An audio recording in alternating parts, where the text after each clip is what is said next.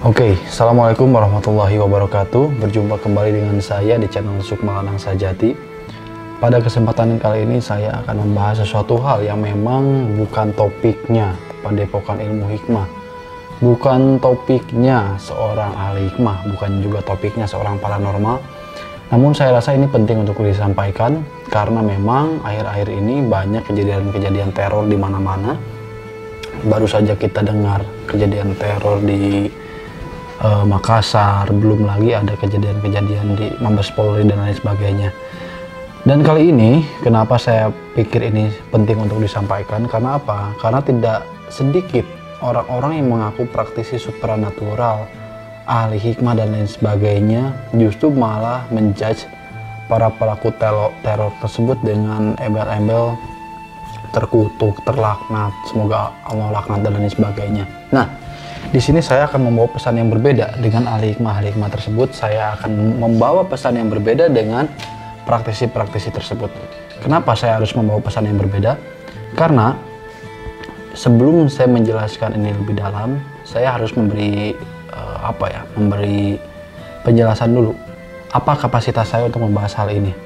Dan kenapa saya bisa memandang kejadian ini semua sebagai suatu kejahatan pemahaman, ya, maksudnya kejahatan pemahaman ini adalah perusak-perusak pemahaman umat gitu. Nah, ini saya pikir penting untuk dijelaskan. Di sisi lain untuk menjaga hati dan pikiran para pengamal ilmu hikmah agar tidak mudah mengutuk para pelaku ini. Di sisi lain juga agar membuka mata kita terhadap kasus-kasus seperti ini. Ini akarnya apa sih? Akar permasalahannya apa sih? Itu loh. Nah, baik, di sini sebelum saya menjelaskan lebih dalam, saya akan memberikan mungkin menjelaskan apa kapasitas saya untuk membahas hal ini. Yang pertama, dulu 2014, saya tepatnya pada saat mungkin umur saya masih ya sekitar 2014 berapa sih, mungkin masih 16 tahun kayaknya, sekitar 16 tahun. Waktu itu masih usia belia sekali, semangat ibadah saya tinggi, semangat belajar saya tinggi. Pada masa itu saya benar-benar ya mungkin di antara orang lain yang memang mendapatkan kasih sayang dari lingkungannya, dari keluarganya, dari orang tuanya. Saya tidak mendapatkan itu. Saat orang lain mendapatkan servis dari keluarganya berupa handphone, berupa sepeda motor untuk sekolah dan lain sebagainya, saya tidak mendapatkan itu. Oleh karena itu saya mencari kebahagiaan lain yang menurut saya itu baik.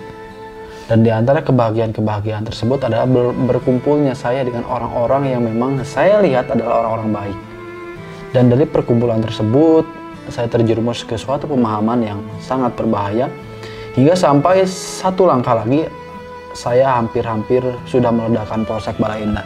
Ya, saya tinggalnya di wilayah Jelekong, dan di situ ada polsek terdekat, polseknya Bala Indah.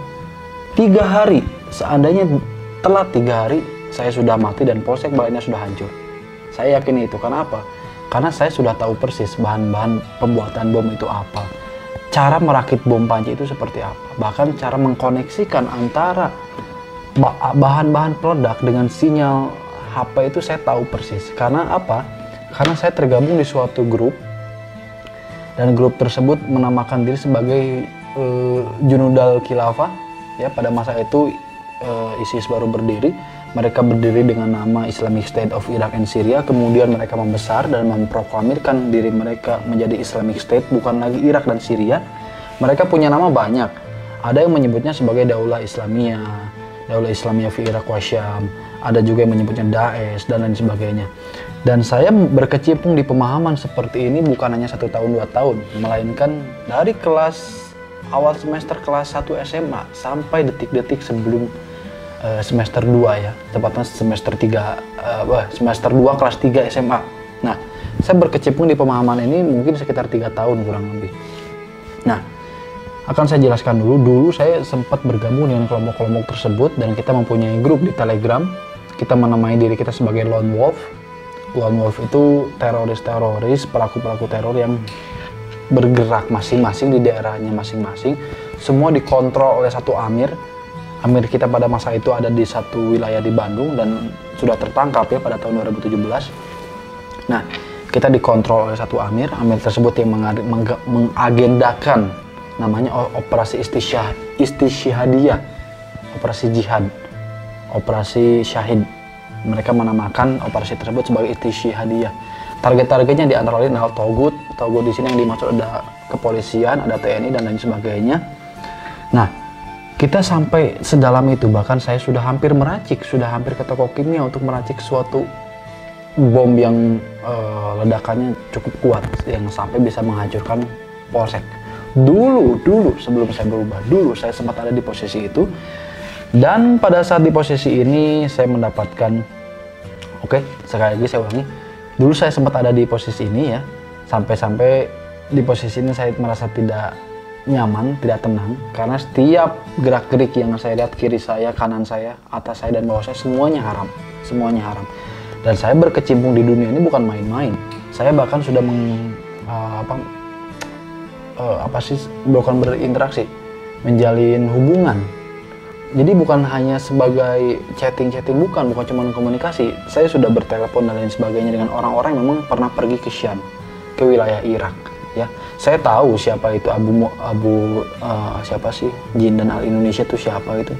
Ya, saya tahu orang-orang itu, saya tahu yang mereka pergi ke Irak, saya tahu. Saya sampai ada di posisi itu dan bukan main-main. Saya bukan hanya paham soal ISIS doang, enggak sampai situ. Saya bukan hanya paham soal ISIS. Apa yang mau antum bahas seperti Jais al-Islam, Jabhat Nusra, Aqab, Al-Qaeda, saya paham sampai sedalam itu. Gerakan-gerakan mereka saya paham, bahkan kode-kode mereka saya paham. Waktu itu saya paham betul. Nah, hingga pada masa satu titik saya merasa tidak tenang, tidak nyaman dengan pemahaman saya ini. Kenapa? Karena pemahaman yang saya anut ini lebih berbahaya, lebih sadis daripada pemahaman Wahabi. Ya, mungkin Wahabi yang kita kenal di Indonesia itu pemahamannya hanya mengkafirkan dan membid'ahkan. Ya, orang-orang Wahabi ini hanya mengkafirkan dan membid'ahkan orang-orang yang tidak sepaham dengan mereka. Tapi saya sudah sampai taraf mengkafirkan orang Wahabi ini. Gitu. Jadi Wahabi saja, yang tukang mengkafirkan saja saya kafirkan. Saking ekstrimnya pemahaman saya, dan mereka saya kafirkan atas dasar murji'ah ya. Jadi dulu begini, kalau ada ustadz-ustadz yang ceramah di kepolisian, ceramah di Mabes Polri, ceramah di Polda, atau ceramah di rumah seorang petinggi polisi, ceramah di rumah anggota polisi, itu saya yakini sebagai kafir. Se-ekstrim itu pemahaman saya dulu. Dan itu bukan main-main. Saya sudah sampai beberapa kali saya pernah berhubungan dengan petinggi-petinggi kelas kakap di Irak sana ya. Saya tahu siapa itu Abu Adnan Al-Sinsani. Ya, saya tahu siapa itu Omar Al-Sinsani. Saya tahu itu semua gitu. 2014 saya sejauh itu mainnya gitu.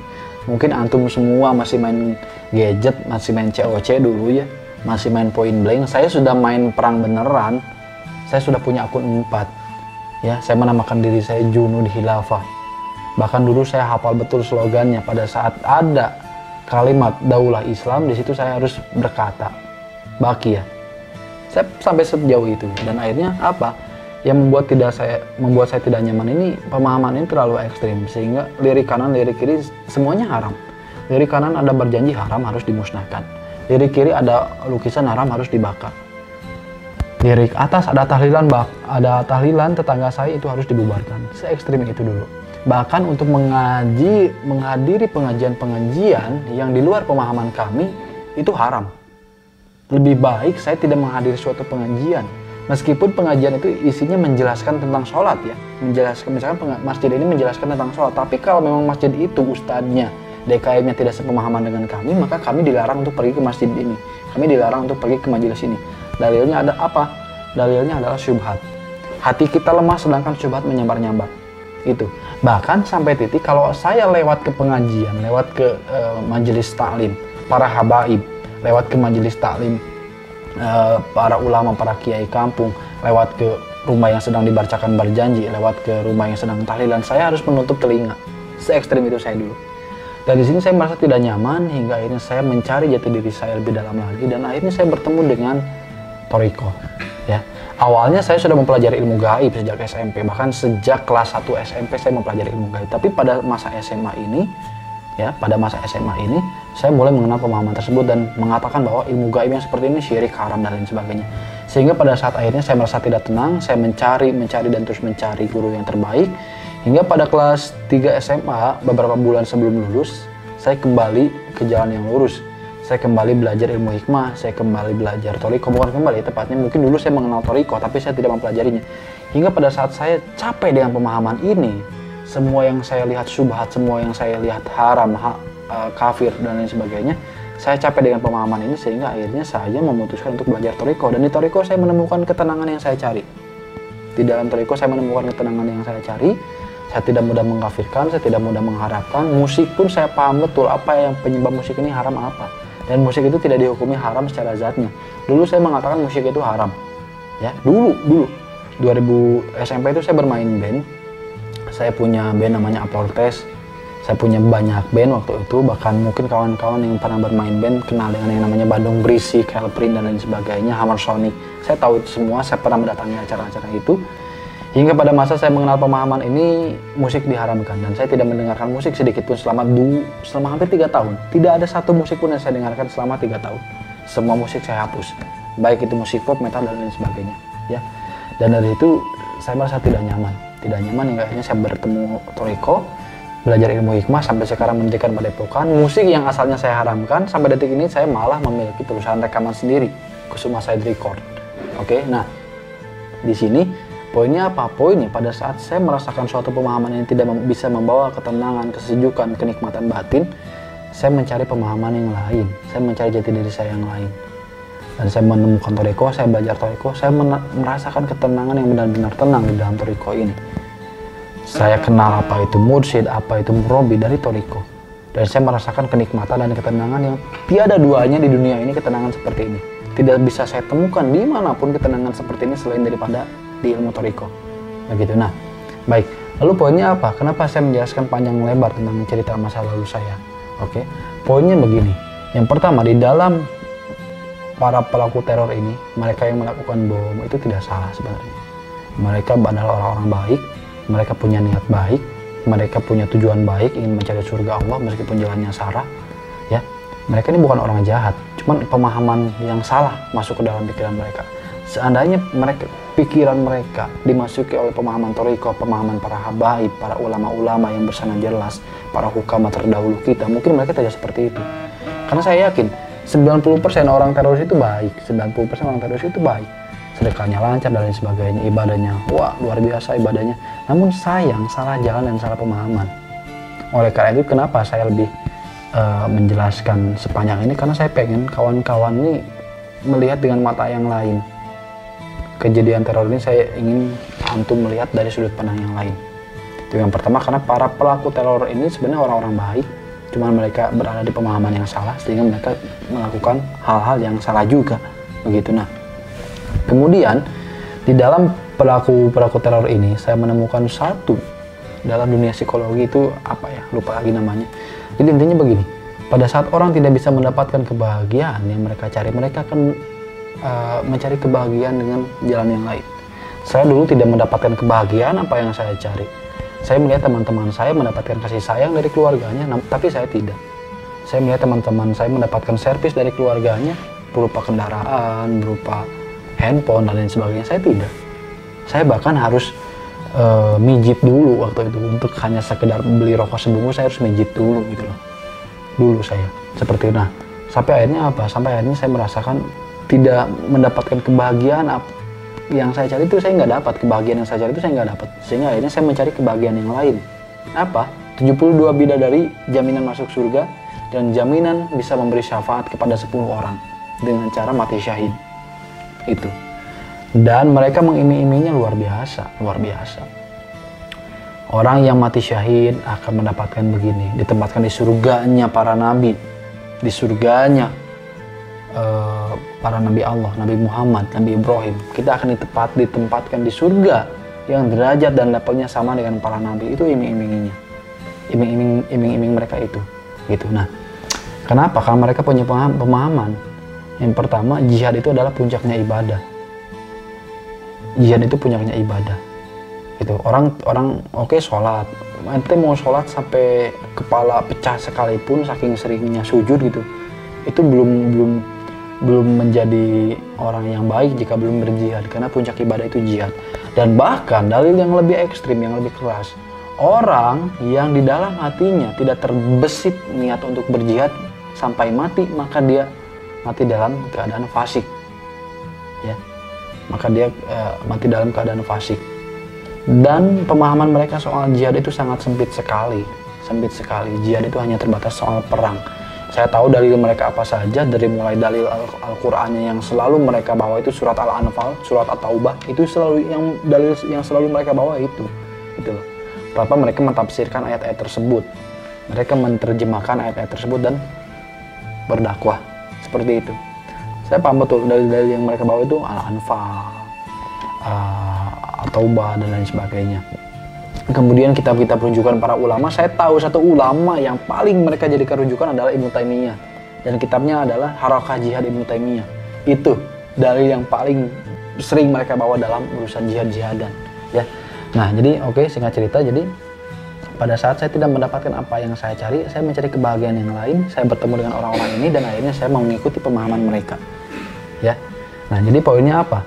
Begini. Di dalam dunia teror, di dalam grup-grup terorisme seperti ini, saya tidak menemukan orang yang kaya, semuanya miskin. Dan saya masuk ke situ pun karena saya miskin. Saya nggak punya motor, HP saya pun HP butut, HP jelek. Saya gabung ke orang situ, dan di kelompok itu semuanya nggak ada orang kaya, semuanya orang miskin. Ada penjual gorengan, pekerja pasar, pekerja bengkel, semuanya orang miskin, nggak ada orang kaya. Oke, nah jadi poinnya apa? Teman-teman harus berpikir seperti ini. Orang-orang tersebut tidak mendapatkan kebahagiaan, ekonomi mereka pas-pasan dan cenderung sulit, sehingga akhirnya mereka mudah teriming-iming dengan hal-hal yang berbau surga. Karena mereka tidak mendapatkan surga di dunia, mereka mencari surga di akhirat. Itu poinnya. Sekarang antum punya mobil, anak istri bahagia, rumah bagus, ya, hidup tenang, bahagia. Untuk apa bunuh diri? Toh dunia saja rasanya sudah seperti surga. Untuk apa mencari surga yang lain di sana? Bukan berarti saya merendahkan surga yang lain, bukan. Bukan berarti saya merendahkan surga yang di akhirat, bukan. Tapi pada saat orang merasakan dunianya seperti neraka, maka mereka akan mencari surga yang masih fana. Maksud yang masih fana ini apa ya? Yang di sana gitu loh. Bukan yang surga yang terasa jelas seperti alam dunia sekarang gitu. Mungkin surga di sana lebih nikmat dari alam dunia. Tapi kan itu nanti setelah kiamat, kita nggak tahu gitu loh.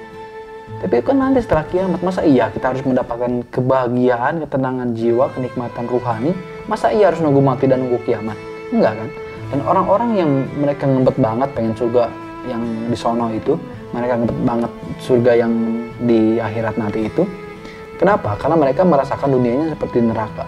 Bayangkan jika mereka hidup di dunia, harta berkecukupan, anak istri terurus dengan baik, kehidupannya tenang, ruhani dan jiwanya tenang, batinnya tenang. Mereka tidak akan mencari surga-surga yang lain, karena dunia mereka pun sudah mereka rasa seperti surga.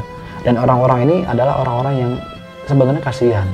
Mereka kasihan, mereka harus kita sayangi, mereka harus kita rangkul, mereka harus kita tarik, dan kita ajarkan bagaimana ketenangan batin itu yang sejatinya seperti apa gitu.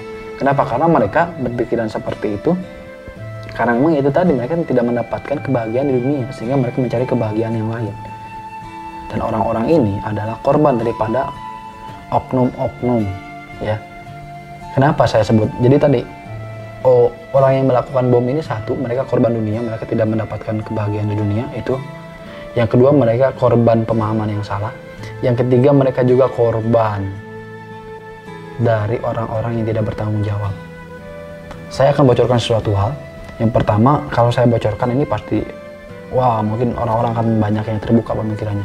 Yang pertama ya, di sebagian negara, mungkin negara kita enggak, negara kita mungkin baik, Indonesia mungkin baik. Mungkin Indonesia baik. Tapi di sebagian negara harus saya katakan bahwasanya teroris itu adalah peliharaan pemerintah. Yang memelihara teroris ini pemerintah sebenarnya. Kenapa? Karena pemerintah tahu pemahaman ini ada dan mereka tidak memberantas pemahaman ini. Oke, kita lihat Ahmadiyah. Kita lihat Elia Eden. Ya. Pemahaman-pemahaman seperti ini dengan mudahnya ditumpas oleh pemerintah. Aliran sesat mudah banget ditumpas oleh pemerintah. Tapi kenapa pemahaman teroris seperti ini tidak bisa ditumpas? Karena apa? Karena ini merupakan investasi pemerintah. Kenapa saya bilang investasi? Karena yang mendanai mereka pemerintah juga. Jadi kalau saya sebut begini, ada satu orang, ini adalah utusan pemerintah. Orang ini adalah utusan pemerintah. Sekali lagi saya tekankan, bukan di negara kita ya, negara kita baik, soleh insya Allah ya. Mungkin bukan di negara kita, mungkin ya, saya nggak tahu. Jadi anggap saja ini di negara lain lah. Ini itu adalah orang utusan pemerintah. Orang ini disuplai dana, disuplai uang. Orang ini terjun ke masyarakat bawah membawa pemahaman jihad dengan dana tentunya, dengan dana dan suplai uang yang mumpuni dari orang-orang pemerintah. Orang ini menyebarkan pemahaman ideologi terorisme dan lain sebagainya. Dan orang ini mencetak 100 terorisme. Dan 100 terorisme tersebut, 100 orang-orang yang siap ledak tersebut, orang ini simpan dulu. Sampai orang ini mendapat instruksi dari pemerintah untuk melakukan teror di A, di B, di C. Begitu. Kenapa? Aksi teror seperti ini sengaja disimpan oleh pemerintah sebagai bentuk investasi. Karena pemerintah juga perlu cari muka, pemerintah juga perlu yang namanya pencitraan, pemerintah juga perlu kejadian-kejadian seperti itu untuk melawan lawan politiknya. Pemerintah perlu seperti itu. Jadi orang-orang ini nih, gurunya para teroris itu sebenarnya adalah antek-antek pemerintah, antek-antek penguasa juga sebenarnya. Di Amerika, kita lihat di Amerika, ya, di Amerika ada banyak kelompok-kelompok teror yang didanai oleh Amerika. Kita sebut di Afghanistan ada Taliban, itu yang membiayai siapa gitu. Dan Amerika sengaja tidak menumpas itu semua karena memang teror-teror tersebut, kelompok-kelompok teror tersebut adalah buatan Amerika. Mereka mengirim satu orang dengan dana yang banyak, orang ini membuat grup teror. Orang-orang yang dibawanya nggak tahu mereka sedang dipermainkan. Orang-orang yang dibawanya yang meledakkan diri, yang ikut perang, mereka hanya meyakini mereka perang, mereka meledakkan diri untuk Allah.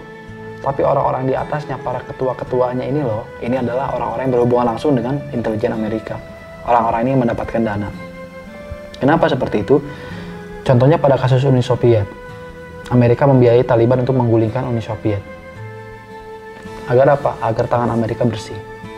Begitupun di negara-negara lain. Amerika menciptakan ISIS, Amerika menciptakan Jabhat Nusroh, dan lain sebagainya untuk menggoncang stabilitas negara Suriah dan mengambil minyaknya. Begitupun di Irak. Di Irak, Amerika menginvasi atas dasar senjata pemusnah massal. Sampai Saddam Hussein mati, senjata itu tidak ditemukan. Setelah Saddam Hussein mati, mereka menciptakan AQAP, Al-Qaeda in Arabian Peninsula, itu namanya AQAP. Nah, mereka menciptakan kelompok-kelompok itu sengaja untuk mempermudah, memperlancar jalan mereka untuk menggoyahkan negara-negara Timur Tengah. Karena yang mereka cari minyak di sana. Begitupun di negara-negara Asia, itu ada yang seperti itu. Kalau memang negaranya bodoh, pasti ada seperti itu. Itu nah. Jadi teroris-teroris ini adalah orang-orang yang meledakkan diri itu mereka sebenarnya korban dari kejamnya dunia, korban dari kemiskinan, korban dari ketidakbahagiaan. Itu yang pertama. Yang kedua, korban dari pemahaman yang salah. Yang ketiga, korban dari orang-orang yang meracuni mereka, yang sengaja memperalat mereka. Saya beri contoh satu hal. Siapa sih orang yang paling keras teriaknya soal jihad? Di Indonesia saja ya, saya sebut satu hal, di Indonesia saja. Santoso, misalkan ya. Santoso, atau misalkan ya Abu Bakar Ba'asyir, Ustadz Abu Bakar Ba'asyir misalkan. Mereka meyakini kegiatan teror, meledakkan diri, menyerang dan menakut-nakuti, teror itu irhab namanya. Jadi orang-orang yang teroris, mereka menamai diri mereka sebagai irhabiyun, orang-orang yang memberikan ketakutan kepada orang kafir. Itu mereka menamai diri mereka sebagai irhabiyun, ya, para penebar teror lah. Nah sekarang begini, kita ambil contoh satu soal Abu Bakar Ba'asyir. Ini contoh saja untuk Ustadz Abu Bakar Ba'asyir, ini contoh ya. Misalkan contoh Ustadz tersebut meyakini bahwa kegiatan teror dapat memasukkan ke surga. Lalu kenapa dia masih hidup? Saya meyakini dengan membom gereja dapat membuat saya masuk surga. Tapi kenapa saya malah menyuruh murid saya untuk membom duluan? Kenapa nggak saya mati duluan? Logikanya seperti itu. Ya, saya mengajarkan ilmu hikmah karena saya sudah merasakan. Baru saya ajarkan. Tapi soal teror, orang yang meyakini bom bunuh diri dapat membawa ke surga, tapi mereka sendiri nggak mati. Mereka malah menyuruh murid-muridnya untuk mati. Merekanya masih hidup. Aneh kan? Nggak logis. Contoh, Al-Baghdadi, Ibrahim bin Awad Abu Bakar Al-Baghdadi, itu namanya. Dia lahir di Irak, di Samara. Abu Bakar Al-Baghdadi, petinggi ISIS, dia lahir di Samara, Irak. Dia menebarkan paham bahwasanya istishhad, membunuh diri, menebarkan teror, menyerang gereja dan sebagainya, menyerang orang kafir. Mungkin dia meyakini dengan kegiatan tersebut dapat memasukkan ke surga. Dia mendoktrin seperti itu kepada anak buahnya. Ayo, bom, dengan bom kamu masuk surga. Tapi nyatanya dia masih hidup. Logis enggak? Enggak logis kan? Seharusnya kalau memang dia meyakini dengan bom dia dapat masuk surga, kenapa dia nggak mati duluan? Gitu loh. Logikanya begitu seharusnya. Seharusnya begitu logikanya. Yang ini yang nggak masuk di pikiran saya, kenapa saya keluar dari pemahaman teror ya seperti itu. Ini kok para amirnya berkata bom itu dapat masuk surga. Tapi sedangkan amirnya sendiri belum melakukan bom bunuh diri. Kenapa malah menyuruh anak buahnya untuk melakukan bom bunuh diri, sedangkan amirnya tidak? Aneh kan, nggak logis. Oleh karena itu, saya mengajak kepada teman-teman semua, jangan pernah mengutuk orang-orang yang mati tersebut. Kemarin suami istri yang baru nikah 6 bulan, kemudian keduanya mati, jangan kita kutuk, jangan kita laknat, doakan mereka, doakan keduanya. Semoga diampuni oleh Allah, semoga Allah berikan tempat yang terbaik kepada mereka. Karena mereka orang baik. Mereka melakukan itu bukan karena memang mereka jahat, bukan. Justru mereka baik, makanya mereka bisa berani mengorbankan nyawa mereka untuk Allah. Tapi dengan bentuk pengorbanan yang salah. Kita mana berani mengorbankan nyawa kita untuk Allah. Kita dakwah saja, sedekah saja sudah hitung-hitungan. Mereka pelaku bom ini sudah berani memberikan nyawa mereka di jalan Allah. Meskipun jalannya salah. Ya, itu artinya sekeji-kejinya mereka masih terdapat keimanan di dalam hatinya kepada Allah, kepada surga. Meskipun pemahamannya ngawur, salah, ngaco. Oleh karena itu, kepada orang-orang seperti ini, saya minta tolong jangan dilaknat, tolong jangan dikutuk, doakan mereka, semoga mereka diampuni oleh Allah dosanya. Sudah, gitu. Kita, meskipun mereka nih, kasarnya mereka para pelaku teror ini, meskipun mereka mati masuk ke neraka, setidaknya kita harus mendoakan, itu sebagai bentuk pembersihan hati kita agar tidak dengki kepada mereka. Gitu. Nah, saat kita tahu bahwa orang-orang ini hanya diperalat, orang-orang ini hanya korban, ya untuk itu kita jangan membenci mereka. Dan kalau kita menemukan orang-orang dengan pemahaman serupa, jangan menyerang mereka, rangkul mereka, kasih mereka pekerjaan yang baik. Mereka kekurangan, kita kasih makanan. Mereka perlu uang, kita kasih uang. Harusnya begitu, dakwah yang terbaik. Makanya saya tidak setuju dengan ormas-ormas Islam yang bisanya cuma ngecam doang. Sekarang banyak ormas Islam mengatasnamakan Islam, ormas-ormas yang sudah besar, ya. Begitu ada kejadian teror, bahkan menteri agama sekalipun, mereka hanya bisa mengecam. Aksi tindakannya mana untuk merubah orang-orang seperti ini? Ini yang tidak saya setuju. Orang kita itu gampang banget mengecam pelaku teror, tapi mereka bertindak, beraksi untuk bagaimana pemahaman teror ini agar tidak menyebar. Salah satu caranya gampang, perbaiki kesejahteraan ekonomi. Sudah, itu saja. Karena kalau ekonomi rakyat kita sejahtera, ekonomi masyarakat kita baik, sekarang masyarakat kita baik, ekonominya baik, hidupnya bahagia, untuk apa mereka mati bunuh diri? Gitu loh. Hidupnya sudah bahagia kok. Di dunia saja mereka sudah dapat surga kok. Ngapain mencari surga yang lain? Ngapain harus ribet mati demi surga yang masih samar gitu loh. Ya. Begitu. Nah, oleh karena itu bagi teman-teman yang memang menemukan orang dengan pemahaman seperti ini, saya minta tolong jangan dikecam, jangan dilaknat, jangan dikutuk, doakan mereka. Dan kalau orangnya masih hidup, belum mati sampai bunuh diri, merangkul mereka, ajak mereka kembali ke jalan yang benar, dakwahi mereka dengan pemahaman yang benar. Ingat ya, pada saat orang ini mati di jalan yang salah, setan akan berteriak. Saya punya teman satu teroris, misalkan ya, saat teman saya ini mati membom gereja, setan akan bersuka cita karena setan menambah satu lagi orang yang mati dalam keadaan buruk. Gitu loh. Setan akan bersuka cita. Lalu jika kita hanya mengutuk, melaknat, mencaci orang-orang seperti ini, ya sama saja kita mendukung agenda setan. Seharusnya kita doakan mereka yang baik untuk mereka seperti apa. Dan kalau memang mereka masih hidup, tarik mereka dari jurang itu. Gampang deh, kasih duit, kasih pemahaman yang benar, usahakan agar mereka tidak kesusahan lah. Karena faktor pertama ekonomi itu pertama orang berani bom bunuh diri itu sebenarnya faktor ekonomi, begitu. Jadi untuk itu, untuk teman-teman yang memang masih mempermasalahkan teroris dan lain sebagainya, ini pesan dari saya pribadi, tolong orang-orang yang seperti ini jangan dijauhi, kita rangkul mereka, ajak mereka kembali ke pemahaman yang benar, oke?